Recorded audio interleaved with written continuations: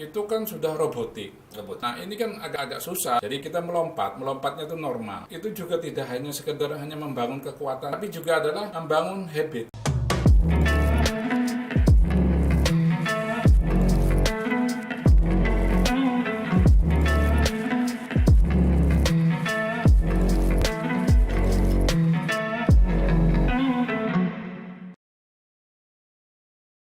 Assalamualaikum warahmatullahi wabarakatuh, sahabat Singkong dan Kopi. Saya Haji Norman Fauzi, kembali kita ngobrol di podcast Jatim News Media.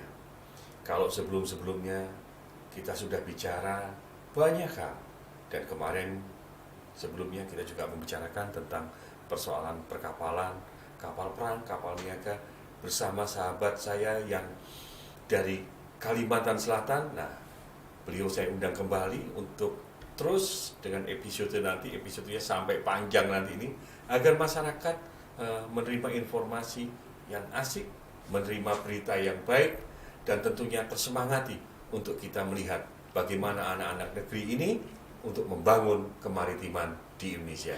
Assalamualaikum Pak Sokani. Waalaikumsalam Pak. Allah. Kayaknya kita sudah mulai terbiasa dengan podcast nih ya. Oh iya, sudah mulai belajar. Sudah mulai belajar. Ya. Artinya kemarin sudah kita bicara tentang Corvette kan begitu ya. Kita bicara tentang rudal kan begitu ya. Kita bicara tentang jangan lupa Marta Dinata. Kemudian kita juga mengulas tentang kemampuan kita di motor torpedo boat kan begitu. Kita sudah bicara bagaimana Jepang dan lain, termasuk kapal-kapal bekas yang dari Berlin itu harus ada di Indonesia. Saat ini kita bicarakan begini, kita bernostalgia sejenak, catatan sejarah bahwa Nusantara kita, pelaut-pelaut kita itu sudah tidak karu-karuan nyampenya.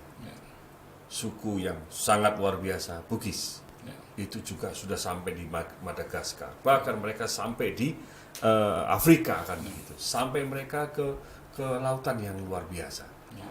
Belum suku-suku yang lain kan begitu, termasuk juga kerajaan kita, kerajaan Majapahit ini dinilai punya kemampuan angkatan laut yang luar biasa. Tentunya hari ini kita bicarakan bagaimana dengan angkatan laut kita, bagaimana kemaritiman kita kan begitu. Kalau dulu kompleks, perdagangan kita disokong dengan kemampuan transportasi. Sekarang bagaimana? Monggo dibuka kembali Pak Sokani. Ya, jadi kalau kita melihat bincang-bincang kita pada episode sebelumnya, yang lalu kan itu, di mana Pak Habibie membuat cikal bakal lah. Sebenarnya itu cikal bakal itu menyambung sejarah tadi itu. Oh, luar biasa nih. Jadi contohnya tadi saya sampaikan. Sebentar. Ini dari mana Pak Sokani melihatnya ini? Jadi saya melihatnya kan jeli banget nih Pak Sokani ini. Jadi saya melihatnya begini. Tadi itu Bapak bercerita tentang sejarah. Betul. Sejarah kejayaan maritim Indonesia. Betul. Nah, sebenarnya itu jadi benang merah pada waktu Pak Habibie tadi itu membuat fondasi juga untuk industri perkapalan modern kan gitu. Contohnya Caraka Jaya. Caraka Jaya itu itu kapal niaga. Ada yang semi kontainer, ada yang kargo gitu, kargo. Oke. Nah, itu berapa beratnya Pak itu Pak? Ada yang 3.500, ada yang 6.500 ton. Pada waktu itu kan itu untuk melayani antar pulau. Itu mestinya dengan jumlah yang sampai katakanlah mestinya secara ideal misalnya sampai 100, itu kan dilakukan Pak, dilayani dengan Indonesia Timur, Indonesia Barat maupun ini kan sudah dilayani dengan konsep Caraka itu. Caraka Jaya. Tapi tadi itu karena wilayah kita luas, jadi program saat itu mungkin belum mencukupi jumlah yang diproduksi oleh PT PAL maupun industri kapal-kapal swasta yang juga di-share oleh PT PAL untuk membangun kapal-kapal itu. Nah, demikian juga yang dulu EPB 57 kapal Itu juga kalau grand design-nya memang misalnya di Indonesia Timur dibuatkan 12, di Indonesia Tengah ini dibuatkan 12, di Indonesia Barat dibuatkan 12, itu juga kan apa namanya tadi itu Pak, apa namanya, tercukupi kita untuk mengcover pengamanan laut kita. Nah, tapi kan sampai mulai di awal itu tahun 1987 sampai tahun 2002 itu kita baru nyampe 12, bukan 36 yang 12 di timur, 12 di tengah, 12 di, mestinya kan idealnya seperti Berarti itu. cuma 3 kan gitu. Lebih Ya, 4. Iya, secara itu seperti itu. Itu seperti itu. Makanya jauh kan pada waktu itu. Nah, sekarang kan ada program-program juga seperti ada tol laut yang program. Ini sebenarnya juga sudah tadi tuh sudah mengacu ke ini. Maka sehingga kenapa harga pokok bahan baku dan sebagainya bisa jadi lebih murah sekarang di Papua relatif stabil. Bahkan hampir sama dengan harga di Pulau Jawa. Nah, ini kan karena konsep tol laut tadi itu kan. Yang oleh pemerintahan yang sekarang. Tapi sebenarnya itu sudah masih sejalan lah untuk seperti kapal niaga. Nah, ini juga kapal perang juga walaupun kita ada turun naik, ada pasang surut, tapi ini kan juga sudah kembali lagi ke jalan yang apa namanya yang diinginkan leluhur, cita-cita leluhur itu sudah mulai mengarah lagi ke arah sana. Menurut saya seperti itu Pak. Jadi terjadi memang benang merah yang tidak putus gitu. Ya, artinya Pak Saukani bahwa kita tidak bicara tentang 5.0, 4.0 ini di zaman dulu hanya dengan mengandalkan layar saja. Nenek moyang kita sudah sampai di mana-mana kan begitu. Nah, posisi sekarang ini robotik, kemudian digital, kemudian elektroniknya yang luar biasa. Semestinya bangsa ini memiliki kekuatan yang cukup bagus karena geografi kita yang seperti itu. Tentunya kita membutuhkan kapal dagang yang bagus, kapal niaga yang bagus, kapal transportasi kita yang bagus. Termasuk yang tidak kalah pentingnya adalah kapal perang. Nah, tahapan-tahapan ini Pak Saikoni, untuk saat ini, khususnya kalau kita kapal niaga is okay lah ya, khusus untuk kapal tempur kita, yang dimiliki dan nantinya menjadi kebanggaan daripada tentara TNI kita, terutama Angkatan Laut, bagaimana? Jadi kalau tadi Bapak menyebutkan industri 4.0, itu sebenarnya kan tadi tuh kalau yang diikuti tadi itu dari roadmap-nya yang dari Pak Habibie, itu kan kita sebenarnya membentuk habit yang bagus. Jadi kita melompatnya itu normal. Melompatnya itu normal. Itu juga tidak hanya sekedar hanya membangun kekuatan. Oh, kita mampu dari kelas ini. Tapi juga adalah membangun habit. Karena kita kan bekerja langsung. Nah, kalau nanti industri 4.0 itu kan sudah robotik ya. Semua. Nah, ini kan agak susah. Sementara kan kita ini perlu pertumbuhan ekonomi, perlu penciptaan lapangan kerja. Itu kan sangat jauh. Tapi kalau hanya yang dimaksudkan industri 4.0 ini hanya semacam dashboard gitu, di mana Bapak punya Bapak punya HP, kemudian mengirim ke dashboard ini progresnya sekian. Itu sih ya bukan industri 4.0, itu biasa-biasa saja, hanya laporannya aja pakai digital kan gitu. Belum kalau yang sesungguhnya industri 4.0 adalah semua adalah digital, sudah robotik. Sudah mungkin pemikirannya bahwa perlu kapal selam tidak menggunakan personil kan begitu. Semuanya all robotik kan begitu. Sehingga dia bebas di kedalaman berapapun bebas sesuai dengan ciri khas kelautan kita. Monggo. Ya, kalau riset sih memang bisa di situ Pak. Tapi kan untuk membuat suatu produk industri kan mungkin masih jauh ya. Kalau proyek riset ya artinya kita harus memahaminya, proyek riset ya bisa-bisa saja kan gitu. Karena orang riset kan punya target-target tertentu kan gitu. Iya. Tapi kalau tadi itu yang Bapak sampaikan produk industri, ini kita sudah ada ancaman ini di sini kan gitu lah. Itu kapalnya sudah harus ada kan gitu. Artinya kalau kita selalu riset terus, kemudian anggaran riset terserap kan begitu, sehingga kapal selamnya yang lain sudah pada datang, sudah pada bermain di sini. Ada cerita juga, Pak Saukani, ketika seorang menteri luar negeri kita berkunjung ke sebuah negara, dan cerita ini sahih dan diceritakan di dalam sebuah buku kan gitu. Ketika beliau pulang terkejut, diberikan sebuah peta di mana ada palung yang cukup besar tempatnya kapal selam itu. Kita selalu terlambat. Nah kalau kita ini masih riset begini terus, sedangkan kita sekarang ini butuh sewaktu-waktu kita negara ini terjadi sesuatu, kan kita perlu peralatan kan gitu. Sementara peralatan kita sejauh ini seperti itu. Bagaimana Pak Saukani? Saya rasa ya masih relevan lah program-program Pak Habibie dulu. Jadi kita tidak bisa lagi mengawali dari kertas kosong. Kemudian dicoret-coret, digambar-gambar, biar untuk menjadi suatu produk yang produk industri itu kan terlalu lama. Jadi kalau kita tadi itu belajar ada dengan partner, nah kita silahkan mengembangkan kemampuan di sana. Kita membuat capacity building, kita buat capability building. Nah melalui partner tadi, nggak apa-apa. Disitulah yang namanya ya transfer teknologi tadi itu terjadi. Sebenarnya itu yang harus dipertajam.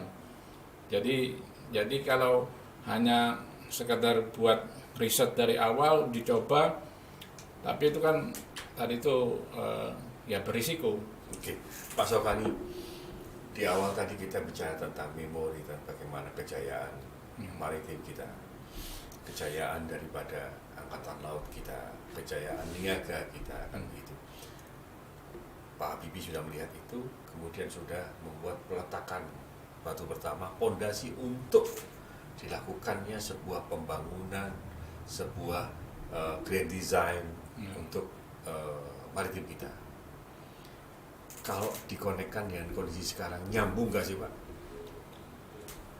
Ya perlu ada semacam lesson learn Pak. Jadi lesson learn kita ini kita sudah sampai di mana? Ada audit teknologi yang perlu kita harus kita akui. Posisi kita di kurva belajar kita itu sudah berada di mana di kurva belajarnya. Kemudian juga secara penguasaan teknologi kita sudah ada di mana.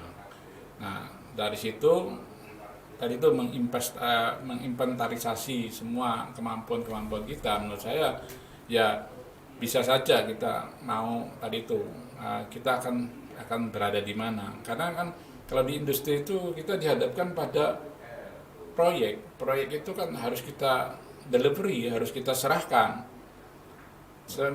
Proyek itu kita harus kelola dengan biaya yang tidak merugikan gitu. Kita harus mengelola waktu juga di proyek kan gitu supaya tepat waktu. Jadi terus juga kita kasihkan kualitas tepat guna gitu. Nah itu kan lo industri kan seperti itu. Nah kalau sementara yang riset ini juga harus nyambung dengan industrinya supaya juga tadi itu industri jangan dihadapkan pada persoalan kapal riset kan itu yang seperti itu kalau menurut saya. Pak Saukani, semestinya kita juga belajar daripada para nelayan-nelayan kita ya. Berpuluh-puluh tahun mereka itu sudah mengetahui titik koordinat di mana tempat mereka harus mendapatkan ikan. Bahkan mereka harus berbulan-bulan berada di samudra. Kita lihat nelayan-nelayan yang ada di Pulau Jawa ini, terutama di pesisir utara Pulau Jawa. Mereka berangkat dari Jawa Tengah dengan titik koordinat tempuhnya atau tujuannya adalah di seputaran Irian atau Papua kan begitu. Dengan kapal seperti itu mereka terus berkembang ini kan begitu. Ya tentunya ini kan juga harus jadi pelajaran buat pemerintah agar pemerintah juga menyiapkan semuanya untuk kapal-kapal kita semakin berkembang, kan begitu. Karena apa? Tuntutan zaman kan begitu. Nah, mereka sekarang mungkin ikannya sudah makin habis, butuh lebih jauh lagi kan begitu.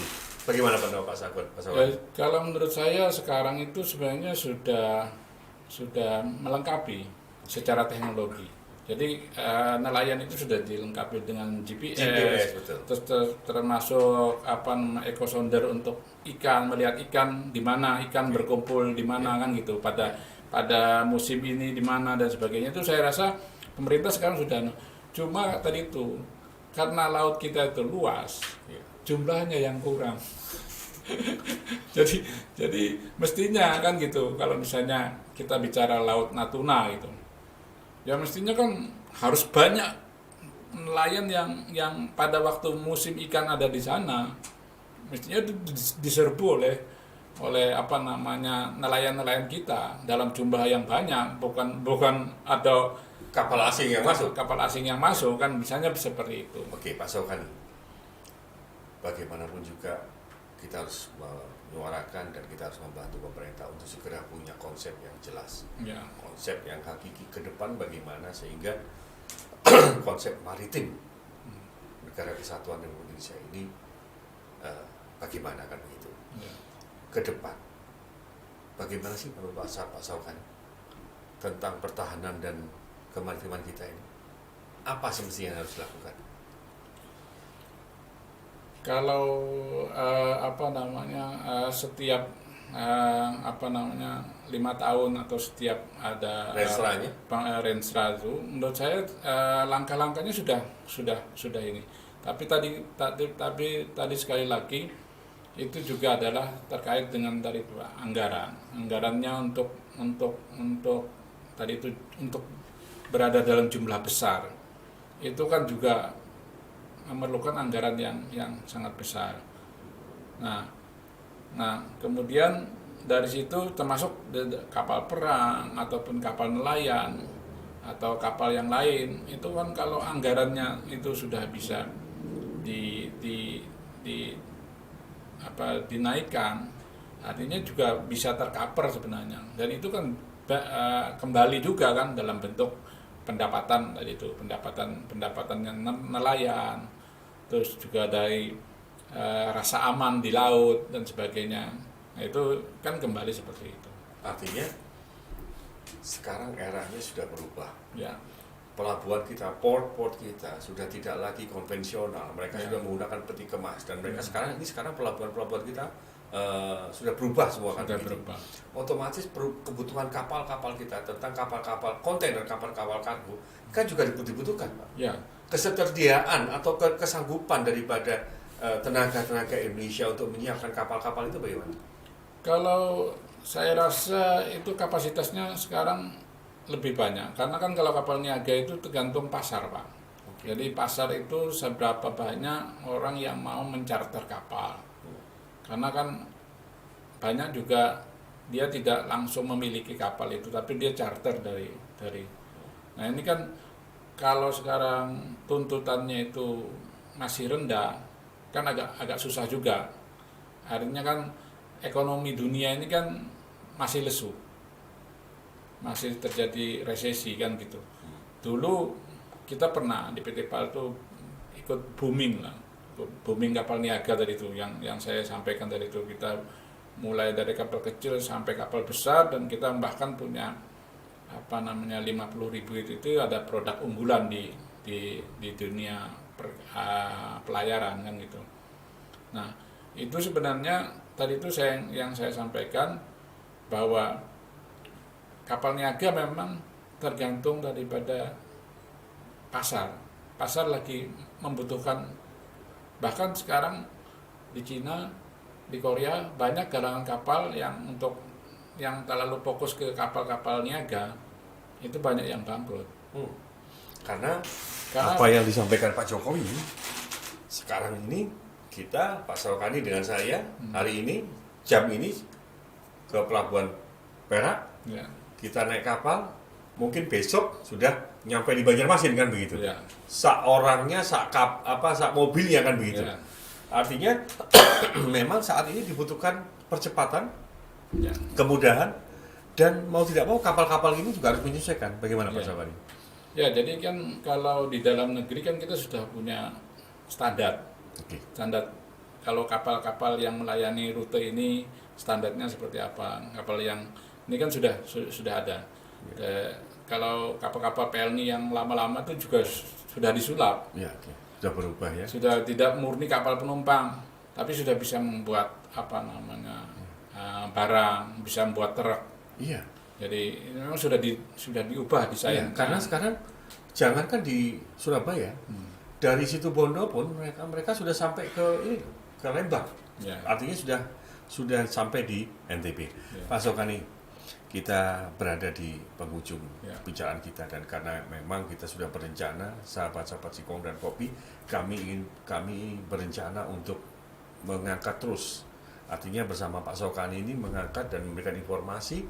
Nantinya akan kami hadir terus Singkong dan Kopi membahas tentang kapal, tentunya sesuai dengan kapasitas keilmuan daripada Pak Sokani.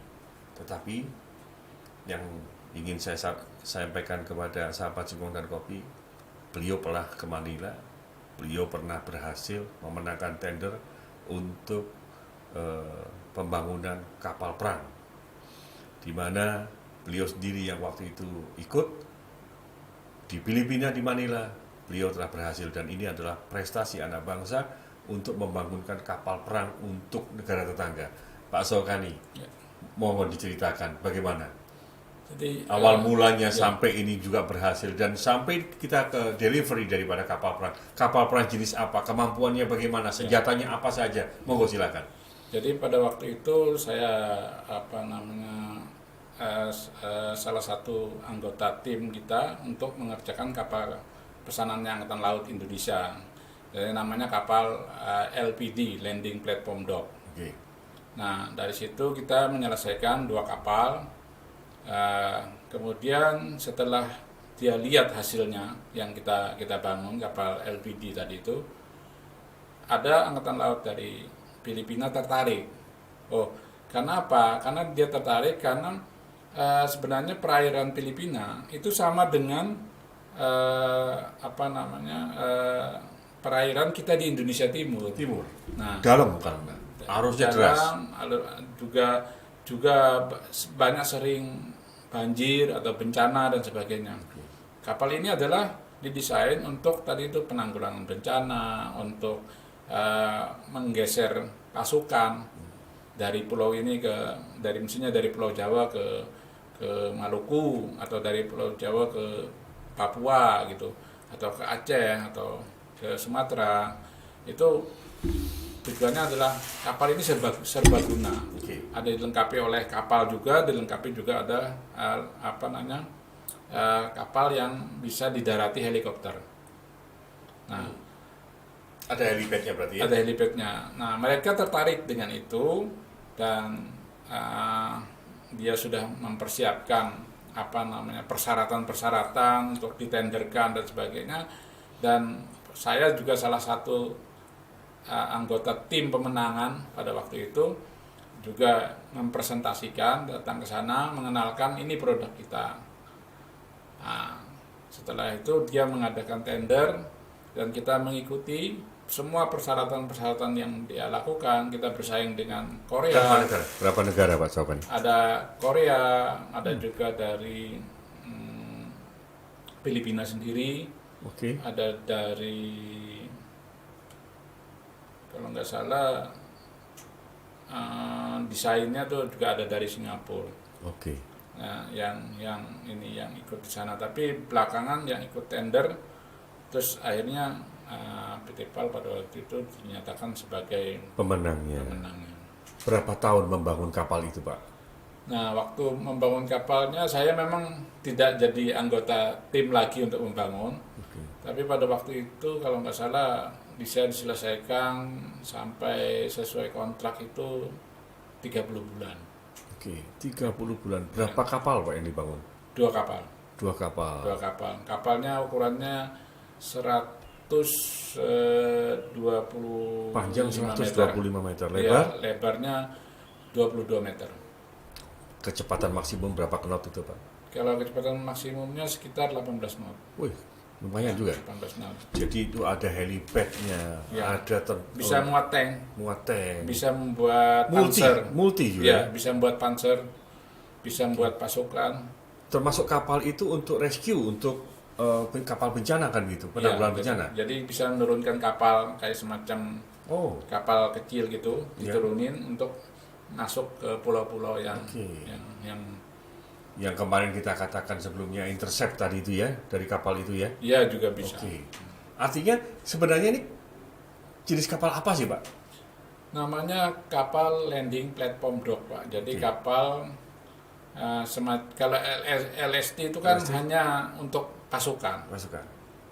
Kalau ini bisa muat tank, bisa muat panzer. Jadi basicnya landing ship tank itu, basicnya kapal itu. Ya. Oke, kemudian dimodifikasi sehingga ada helipad-nya, kemudian ada tempat pasukannya, kemudian ditambah lagi dengan mungkin panzer, kemudian ditambah persenjataan. Kalau persenjataan yang dilengkapi di situ, adakah torpedo? Karena itu termasuk kapal bantu, jadi bukan kapal bantu. Ya, bukan kapal tempur. Jadi dia kan dilindungi kalau kapal bantu. Ya, itu senjatanya kalau yang Filipina itu didesain untuk 76 mili. 76 mili. Oke, Pak Sokani, di akhir pertemuan kita ini harapan saya bahwa obrolan kita semakin menarik. Sahabatku Singkong dan Kopi, kita akan terus bersama Pak untuk mencerdaskan dan memberikan informasi kepada masyarakat. Dan yang kedepan yang saya ingin kita gali adalah bagaimana sih Pak pola ketahanan laut kita, negara kesatuan Republik Indonesia ini yang terbaik. Perlu kita juga memberikan masukan, perlu kita memberikan pikiran-pikiran yang konstruktif agar satu visi kita bagaimanapun juga kita ingin memberikan yang terbaik untuk nusa dan bangsa ini. Monggo closing statement Pak. Ya, kalau dari saya memang sekarang ini kan tinggal istilahnya tuh dari industri itu sebenarnya memang tadi itu kalau dari sisi bisnis memang dia fluktuasinya tinggi, termasuk yang tadi itu di galangan-galangan kapal swasta dan sebagainya. Jadi di satu sisi ada juga kapal-kapal industri BUMN gitu. Nah ini kan tadi itu kan perlu yang namanya order yang banyak. Gitu. Ini itu sisi bisnisnya. Sisi bisnisnya karena hanya dengan mengasihkan order keterampilan kita bisa lebih kita tingkatkan, terasah dan terolah itu. Jadi kalau ordernya nggak ada ya bagaimana kemampuan teknis kita? Tapi sebenarnya di situ, message-nya di situ, ya pesannya di situ sebenarnya. Semakin banyak proyek, semakin terampil kita.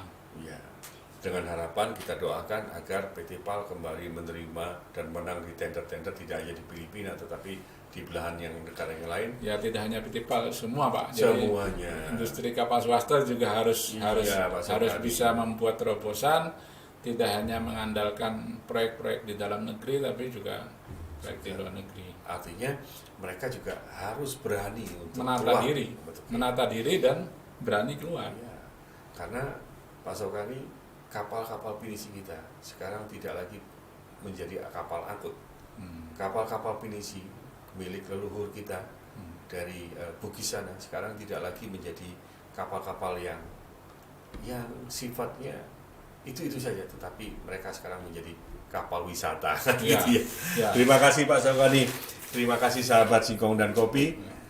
Pak Sokani harus janji untuk kita ketemu kembali dan kita ngobrol kembali dengan tema-tema yang berbeda, kita menghadirkan cerita-cerita yang berbeda agar semakin menambah wawasan kita. Terima kasih.